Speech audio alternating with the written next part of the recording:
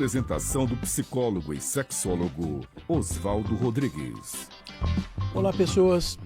Eu sempre dou as boas-vindas para vocês que, sim, querem saber sobre questões de sexualidade, relacionamento de casais, saúde mental e o que nós, profissionais de saúde, profissionais de educação, nós trabalhamos com esses temas, o que nós podemos contar para vocês.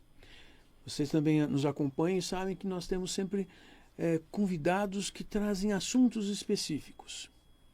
Hoje, aqui do meu lado, eu tenho a Vera Vacari, é psicóloga do nosso grupo há bastante tempo, dá aula no curso de especialização em sexologia aplicada. Ela já apareceu várias vezes aqui e ela vai nos auxiliar para a gente discutir um tema que é a nossa convidada aqui, Anny Barros. Anny, obrigado por estar conosco. Eu sempre agradeço enfaticamente porque, primeiro, tem que vir até aqui no domingo à noite, se deslocar. Então, nós queremos agradecer expressamente por você estar aqui. E você vai falar sobre algumas coisas relacionadas a menopausa precoce. Depois ela tem que explicar isso. Mas obrigado, obrigado por estar aqui. Obrigada, Oswaldo. Obrigada, Vera. É um prazer muito grande estar aqui com vocês. Falar mais pertinho do microfone. Boa noite a todo mundo que está ouvindo. Está ouvindo e também vai ver no YouTube da Rádio Vibe Mundial, no YouTube do Impassex. Também pode assistir no Instagram do Café com Sexologia, que está sendo transmitido ao vivo, mas fica lá para todas as pessoas poderem ver. E tem que lembrar para vocês, também dá para ir para o TikTok, já estamos entrando lá. Mas nós também transmitimos para os streamings de áudio. Todos os streamings de áudio facilmente podem... você pode nos localizar lá e já tem uns 130 episódios para vocês assistirem.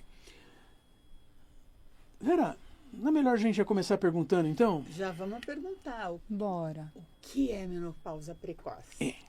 Vamos lá. Antes de entrar um pouquinho no que é a menopausa precoce, acho que é legal falar que esse tema... Estou falando desse tema por conta da minha pesquisa feita durante a especialização. A Anny fez a especialização em sexologia aplicada do Impassex, o Instituto Paulista de Sexualidade, onde nós temos esse curso para facilitar que profissionais variados de todas as formações possam organizar-se, estudar questões relacionadas à sexualidade. E ela escolheu um tema assim diferenciado. É um tema interessante. Aqui a gente está falando de menopausa precoce de uma forma mais genérica, mais generalizada. Ok. Né? Mas é a ideia de quando a menopausa chega no momento que a pessoa não está preparada para isso. Né? Então tem a idade oportuna da menopausa, que ela acontece entre 45 e 55 anos. E aqui a gente está falando de menopausa precoce, que é a menopausa, a interrupção da menstruação, a falência ovariana, a insuficiência ovariana antes dos 45, dos 40 anos. Olha, peraí. Vamos lá. Significa então que tem mulheres que podem deixar de menstruar e não ter capacidade reprodutiva até antes dos 40 anos. Até antes dos 40 anos. Bem cedo. Isso é importante, vocês que estão nos ouvindo, saberem, colocarem atenção nisso, porque senão... Nossa, o que será que está acontecendo? Primeiro, é uma possibilidade. É real, concreto, acontece. Isso significa que nós temos que aprender a lidar com variações. Não é, Vera? Tem umas coisas aí para a gente pensar.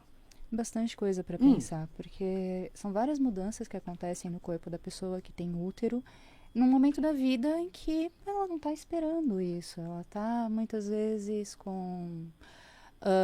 planos reprodutivos adiados, pensando em trabalho, sobrecarregada com várias coisas em casa, trabalho, família já. E essas alterações, elas chegam de repente. E podem acontecer por vários motivos, dentre eles alterações genéticas, podem acontecer espontaneamente, pode acontecer por cirurgia, pode acontecer por tratamento oncológico. Então, pessoas que fizeram radioterapia, passaram por quimioterapia, podem lidar com a IOP, insuficiência ovariana prematura, além das outras coisas ligadas ao próprio adoecimento, né, que fizeram elas passarem por esse tratamento. Uau! vocês estão ouvindo e perceberam que tem uma lista de possibilidades e de repente nós nem sempre damos atenção para isso ou percebemos isso, ou até mesmo as equipes de saúde que tratam vão apontar essa possibilidade como consequência de, você falou, consequência de tratamentos de saúde. Sim, como consequência de tratamento de saúde. Mas me conta uma coisa, eu vou perguntar, porque assim, os sinais, sintomas, as sensações, é igual? É igual da menopausa normal, tradicional, na idade oportuna. 10 anos, 20 anos antes, é isso? Puxa. Se assemelha bastante, mas com as mulheres que menopausaram antes dos 40 anos, os sintomas são mais intensos e mais frequentes. Eita. Então, uma mulher que tenha sintomas daquilo que ela já soube que seria menopausa, entre em alerta, procura o seu médico, já discuta isso, porque pode estar acontecendo alguma coisa. Pode. As que entram de forma espontânea, elas acabam percebendo alterações no ciclo menstrual. Algumas passam pela ausência da menstruação por um tempo. E diferente da menopausa em idade oportuna, em que ela é caracterizada por 12 meses sem a menstruação, a IOP, que acontece antes dos 40, ela tem irregularidade, ela pode eventualmente ter uma gestação, embora seja muito difícil, e para ser caracterizada tem que fazer alguns exames, tem alteração hormonal. Né? Agora, a mulher que passou por um tratamento oncológico, por exemplo, que passou por uma cirurgia ginecológica, ela tem de alguma forma um preparo, vamos dizer assim, né? Ela está de alguma forma sabendo. Agora, como é que... imagino, se você faz uma esterectomia, que você não vai... que o pessoal da medicina converse com você a respeito do que vai acontecer com você. Se bem que nem sempre isso é uma realidade, né? Eu lembro que eu tinha muitas perguntas para o ginecologista depois de uma cirurgia e ele me disse, não vale a pena você ficar se preocupando com isso agora, porque agora você tem que se preocupar em sarar, em ficar bem. Então, essas perguntas que você tem, elas vão só te atrapalhar no processo de cura, né? Para você ficar bem e não sei o quê. Mas, né, isso já é uma questão às vezes, até da formação do pessoal de medicina. Quero crer que hoje seja diferente, mas também eu fico pensando a mulher que passa por isso, como você falou, espontâneo, que faz parte da vida dela. De repente, ela está esperando a menopausa lá aos 50, 60 anos e... começa a menstruação a falhar. Como que é para essa pessoa, se ela num relacionamento estável, ou se ela não tem e está querendo um relacionamento estável, buscando uma vida sexual diferente, legal, como que fica também para ela isso, né? Porque eu acho que a menopausa mexe com a cabeça, porque a gente associa de alguma forma a envelhecimento. Sim, sim. E isso varia muito da pessoa que está passando pela experiência, né? A experiência da menopausa em prematura, ela da menopausa em idade oportuna também, ela é diferente para cada um. E a experiência da sexualidade também vai ser diferente para cada um. Então, uma pessoa que tem... já teve uma experiência com a sexualidade, tem uma vida sexual construída mais livre, com menos tabus, ela conhece o corpo dela, ela teve acesso à informação, ela vai passar por esse momento de uma forma diferente da pessoa que não teve, que teve uma sexualidade mais restrita, uma dificuldade de lidar com o erotismo, com o desejo, não conhece o próprio corpo, ou então está em relacionamentos que não tem tanta comunicação, né, ou está em situação de vulnerabilidade. Estudando a parte, né, do trabalho que eu fiz, eu também estou fazendo um curso de atualização da Fiocruz sobre menopausa, inclusive indico. É gratuito, vocês podem fazer por lá e tem dados interessantes. Por exemplo, a mulher negra, ela tende a menopausar antes da mulher branca. E quando ela menopausa antes, os sintomas eles podem ser mais intensos da menopausa, ela tem menos chance de receber tratamento hormonal e quando recebe, menos chance de aderir. Claro. Então, tem atravessamentos sociais, culturais, que vão influenciar na vivência dessa etapa da vida e da sexualidade em consequência. Por que menos chance de receber o tratamento hormonal? Pela questão do SUS, pela questão da econômica? Olha, a pesquisa que foi citada lá não investigava os porquês, só trazia o dado. A gente pode pensar sobre, né? Mas não tinha esse dado específico lá. Tá, pode ser, tá. Grupos diferentes, grupos na nossa cultura, existem muitos grupos que são minoritários ideologicamente e que sofrem muito mais do que os grupos que têm mais acessos à cultura, acessos à saúde, acesso à educação, acesso a melhores ganhos, porque existe uma exclusão desses grupos, até mesmo do ponto de vista dos profissionais de saúde que lidam com todo mundo, até mesmo no SUS. Sim. Me dá a sensação sempre de que assim alguns vão ter um privilégio. E não é fazer um discurso de não sei, não, alguém entra em sofrimento maior quando não precisaria. Nós defendemos o SUS, sabemos o que representa o SUS, né, com tudo. Agora, realmente, o custo do hormônio não ele é caro. Tudo vai fazer, né? vai fazer muitas um peso. pessoas, para muitas pessoas, realmente pode ter um peso mensal custo na planilha do orçamento ali. Ei, você está contando que então existem grupos que vão começar, é maior a chance de ter essa menopausa precoce, e então até dificultando uma possibilidade de um tratamento. Aí eu estou entendendo que muitas pessoas, muitas mulheres, podem não querer deixar de menstruar com 40 anos de idade, então receber algum tipo de intervenção médica para que ela continue menstruando até, sei lá, 50 ou 55 anos. É isso. É isso que nós estamos chamando de tratamento? Não necessariamente. Não necessariamente. A gente não está falando sobre a mulher continuar menstruando. Isso é importante, porque senão dá a sensação de que a gente tem que continuar fazendo com que essas mulheres elas têm que fazer assim, tá bom? Ou seja, o corpo delas não funciona desse jeito, mas ela tem que funcionar, porque se torna uma imposição de alguma condição que nem perguntamos para ela se ela quer, não quer, o que ela pode, não pode, ou o que quer que seja. Você está contando que existem formas de fazer essa pessoa não passar por sentimentos, sensações, vivências negativas na vida dela, causadas por desarranjos hormonais. É isso? Sim.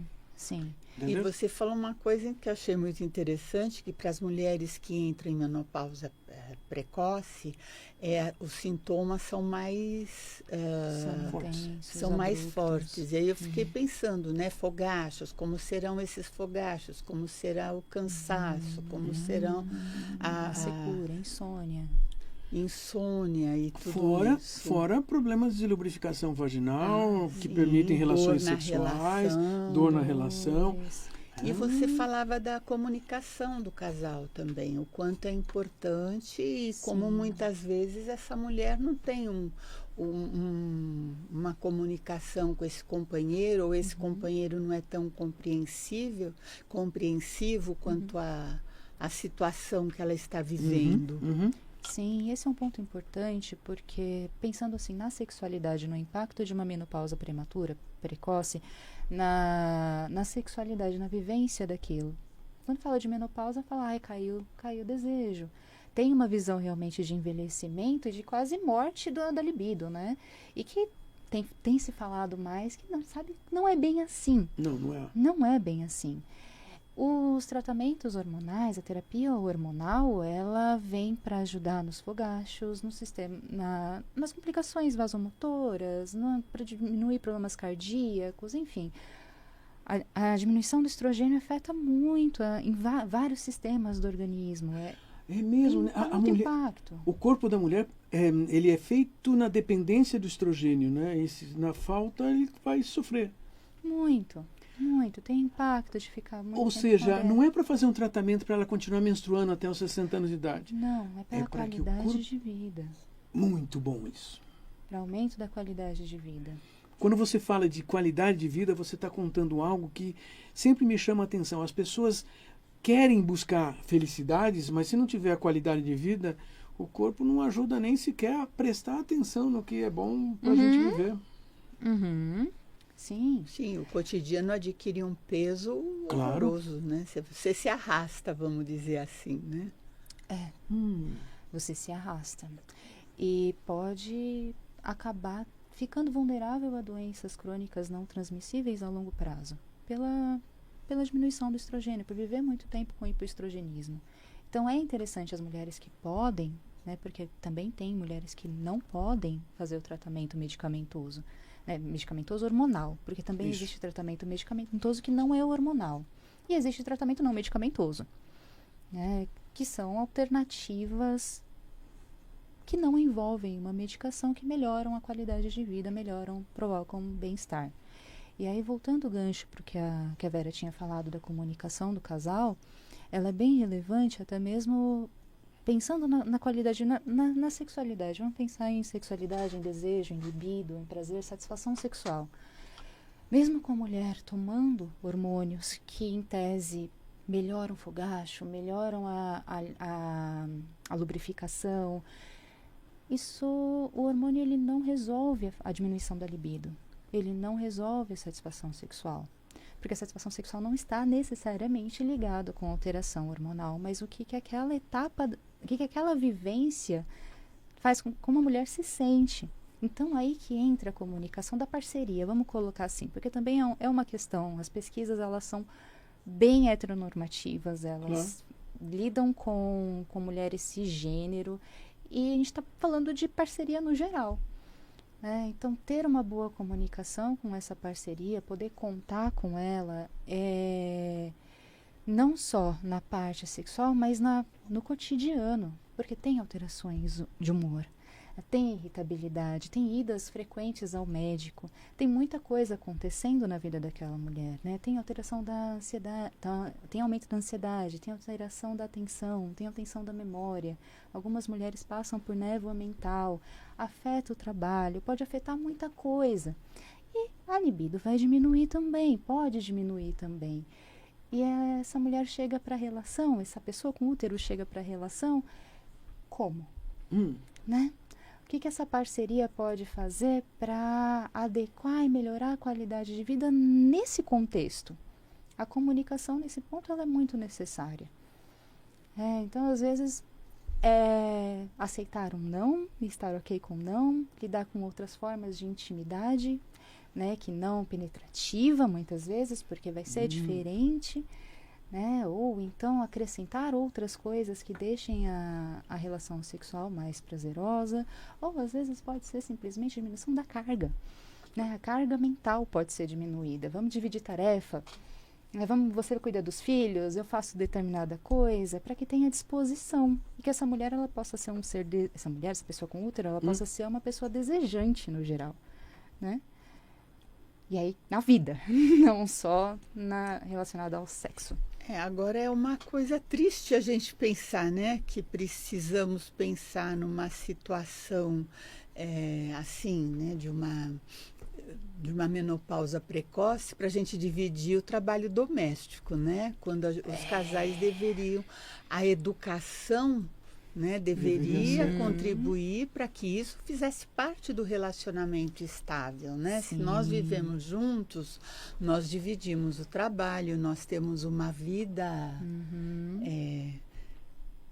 dividida, né? Assim como dividimos outras coisas, dividimos o trabalho doméstico também.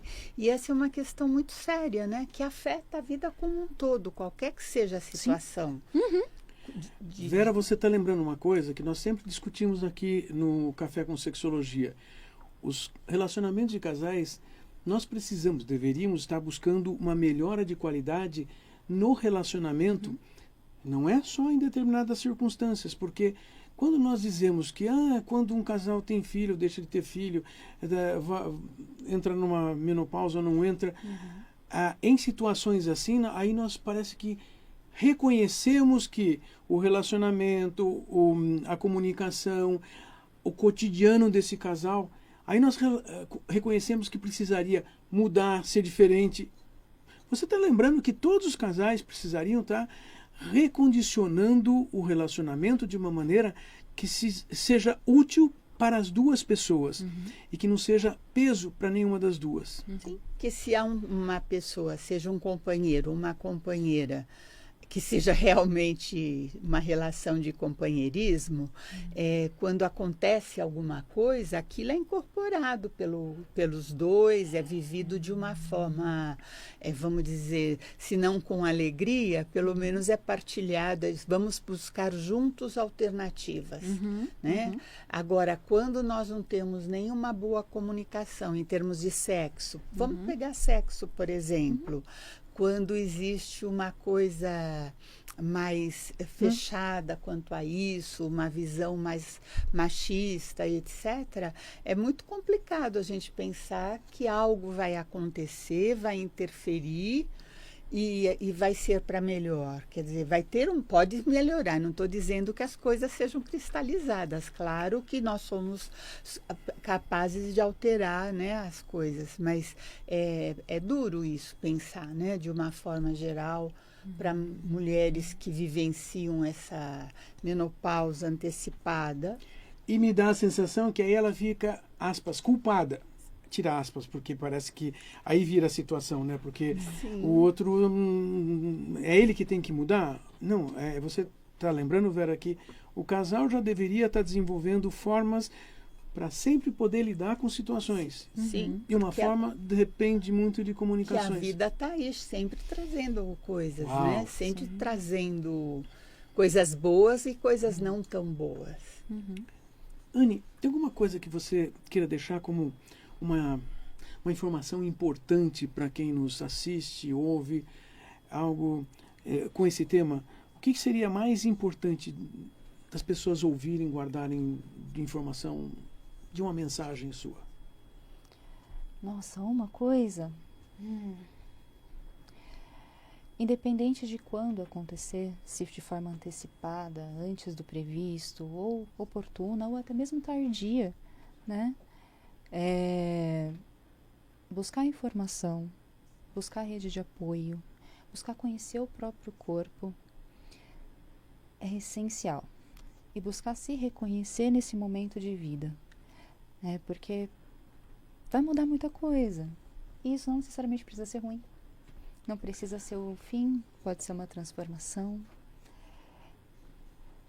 Gostei, Vera, porque assim, não é um fim, é uma transformação. Existe sempre uma forma de lidar com um problema e que não significa só olhar o problema enquanto um problema, mas sempre vai ser uma possibilidade de descobrirmos coisas novas, diferentes, positivas. Sim. Encontrar potência na circunstância, independente da vida, do contexto que aquela pessoa está vivendo. Novas possibilidades. Novas possibilidades. Novas possibilidades. Vera, você também gostaria de fazer algum fechamento aqui para os nossos ouvintes, as pessoas que estão nos assistindo? Sim, eu concordo, né, com o que a Anne falou. E eu acho que também existe uma questão da própria educação sexual que deveria abordar esses temas, como a menopausa como parte da vida, as transformações, né, do corpo como parte da vida, como aquilo pode ser integrado. A vida não acaba, a vida se transforma. Sim. E pode se transformar de uma forma muito boa. Necessariamente tem que ser algo horroroso. Não. Né? E não, porque é humano, porque faz parte de metade da humanidade, um pouco acima da metade da humanidade, vai vivenciar isso de um jeito ou de outro. Então, com certeza, não é algo do outro mundo, é algo deste mundo. E que precisa ser incorporado. E os homens também precisam ser educados para aprender sobre isso. Precisam fazer parte desse diálogo. Sim, claro. Verdade, Vera, porque muitas vezes a gente fica pensando, então essa mulher precisa saber coisas. Não. Não. Os homens têm que saber por mais de várias razões. Ou seja, não é simplesmente, é porque eu posso estar num relacionamento com uma mulher. Nós sempre estamos em relacionamentos com várias pessoas e mais da metade da população é mulher. Sim. Então, no cotidiano, no trabalho, na escola, em todos os lugares nós vamos encontrar essas pessoas. E nós termos como compreender essa situação. Ser empático. Eu ia falar que é nosso dever de pessoas que nascem com testículos. Mas eu vou dizer assim, é nosso direito de saber. Sim, é um direito. Porque quando a gente fala de educação sexual, muitas vezes a gente fica discutindo, será que em que idade, como é que é? Não, nós estamos falando de um direito, ou seja, espera um pouquinho, não é um dever. Eu tenho o direito de ser informado, eu tenho o direito de ter acesso à informação fidedigna, baseada em ciência. Eu tenho o direito, o mundo onde eu vivo, a cidade onde eu vivo, a sociedade onde eu vivo, tem o dever de me fornecer isso. Mas eu individualmente tenho que procurar. E isso nós já sabemos que assim se torna complicado porque nós não aprendemos isso. E a Anne estava falando assim, caramba, essas mulheres precisam ter informações, buscar se reconhecer. Ótimo! Mas a gente faz isso nos primeiros anos de vida. Então, assim, vocês estão assistindo, comecem a pensar, vocês têm filhos, filhas, comecem a facilitar, proporcionar que os seus filhos tenham acesso à educação sobre as questões da sexualidade. E saber onde se informar corretamente. Ok? Posso contar com vocês aí? Anne, Vera, obrigado por estar aqui. Muito obrigada. Nossos agradecimentos também ao Felipe Vaz, está sempre atrás ali dos nossos... as nossas transmissões, e o Tomás lá atrás na rádio está sempre cuidando de trazer uma transmissão para vocês que assistem também na Rádio Vibe Mundial. Domingo, 8h30 da noite. Conto com vocês. Nós vamos estar aqui conversando sempre com alguém interessante para que a gente tenha uma vida sexual melhor. Até mais, gente.